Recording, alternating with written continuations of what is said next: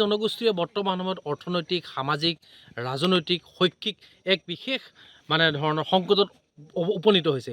গতিকে এই সংকটৰ পৰা আমি উত্তৰণ বিচাৰিছোঁ। আমাৰ অধিকাৰ আমি ঘূৰাই বিচাৰিছোঁ আৰু জনজাতিকৰণকে আদি কৰি আমাৰ যিসমূহ দাবী আছে, এই দাবীসমূহ বিভিন্ন সময়ত আমি অসম চৰকাৰ তথা দিল্লী চৰকাৰলৈ আমি লৈ গৈছোঁ। কিন্তু চৰকাৰখনে আমাক যেনেদৰে গুৰুত্ব দি আমাৰ দাবীবিলাক যি ধৰণে পূৰণ কৰিব লাগে, এই ধৰণে পূৰণ কৰা আমাৰ দৃষ্টিগোচৰ হোৱা নাই। গতিকে আমি অনুভৱ কৰিছোঁ যে আমাৰ আন্দোলনবিলাক কেৱল আমি কেইজনমান মানুহে দিল্লী দিছপুৰত মুৰ্দাবাদ জিন্দাবাদ ধ্বনি দিয়াৰ কাৰণে চাগে নিশ্চিতভাৱে সফল হোৱা নাই।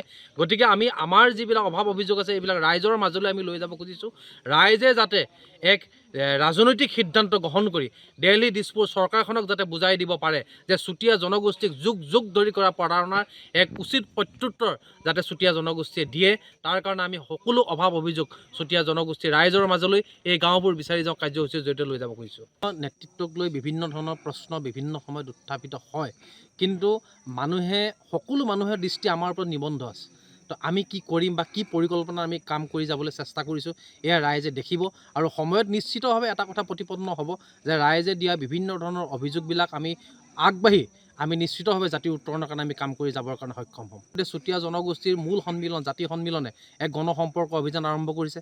ছাত্ৰ সন্থাই এক চিন্তন বৈঠকৰ জৰিয়তে জনগোষ্ঠীটোৰ অভাৱ অভিযোগবিলাক এক সমাধান সূত্ৰ উলিয়াবৰ কাৰণে চেষ্টা কৰিছে। মহিলা সন্মিলনে এক বিভিন্ন ধৰণৰ কাৰ্যসূচী হাতত লৈছে।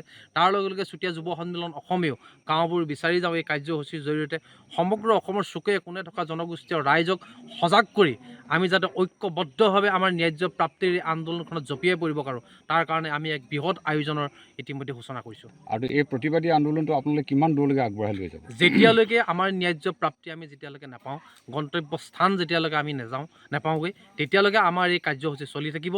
আৰু আমাৰ আন্দোলন কেতিয়াও ইলেকশ্যনমুখী নহয়, নিৰ্বাচন কেন্দ্ৰিক আমাৰ এই আন্দোলন নহয়। আমাৰ আন্দোলন হৈছে জনগোষ্ঠীটোৰ অভাৱ অভিযোগবিলাক পূৰ্ণ কৰা কেন্দ্ৰিক। আমি কেনেধৰণে জনগোষ্ঠীটোক পূৰ্ণাংগ ৰূপ দিবৰ কাৰণে তেওঁলোকৰ যিবিলাক অভাৱ অভিযোগ আছে এই অভাৱ অভিযোগবিলাক আমি কেনেদৰে সফল কৰিব পাৰোঁ, এই লৈহে আমাৰ আন্দোলন। কোনো ধৰণৰ নিৰ্বাচন কেন্দ্ৰিক আমাৰ এই আন্দোলন নহয়। আমাৰ আন্দোলন হৈছে ইয়াৰ স্বতঃস্ফূৰ্তভাৱে গঢ়ি উঠা জনগোষ্ঠীয় ৰাইজৰ এক ক্ষোভৰ বহিঃপ্ৰকাশ। নিৰ্বাচন চৰকাৰৰ পৰা যেতিয়ালৈকে আমি সমূহ ৰাইজ সজাগ হ'ব নোৱাৰিম, যেতিয়ালৈকে আমি এখন গণতান্ত্ৰিক দেশত গণতান্ত্ৰিক পদ্ধতিৰে আমি নিজৰ অস্তিত্ব প্ৰতিপন্ন কৰিব নোৱাৰিম, মোৰ বিশ্বাস আমি তেতিয়ালৈকে শোষিত হৈ থাকিম। আজি অসমত থকা বাকী সৰু সৰু জনগোষ্ঠীবিলাকে যেনেদৰে ৰাজনৈতিক সিদ্ধান্তৰে দিল্লী দিছপুৰৰ দৃষ্টি আকৰ্ষণ কৰিবলৈ সক্ষম হৈছে, ঠিক তেনেদৰে চুতীয়া জনগোষ্ঠীৰ ৰাইজ যেতিয়ালৈকে ৰাজনৈতিকভাৱে সজাগ হৈ এক গণতান্ত্ৰিক দেশত নিজৰ অস্তিত্ব প্ৰতিপন্ন কৰিব নোৱাৰিব, তেতিয়ালৈকে নিশ্চিতভাৱে আমি শোষিত হৈ থাকিম। গতিকে ৰাইজৰ প্ৰতি আমাৰ এটা কৰজোৰে অনুৰোধ, যাতে আমি ৰাজনৈতিকভাৱে সজাগ হৈ আমাৰ ন্যায্য প্ৰাপ্তিৰ আন্দোলনখনক আমি এক ৰাজনৈতিক সিদ্ধান্তৰ ৰূপ দিবৰ কাৰণে আমি প্ৰস্তুত।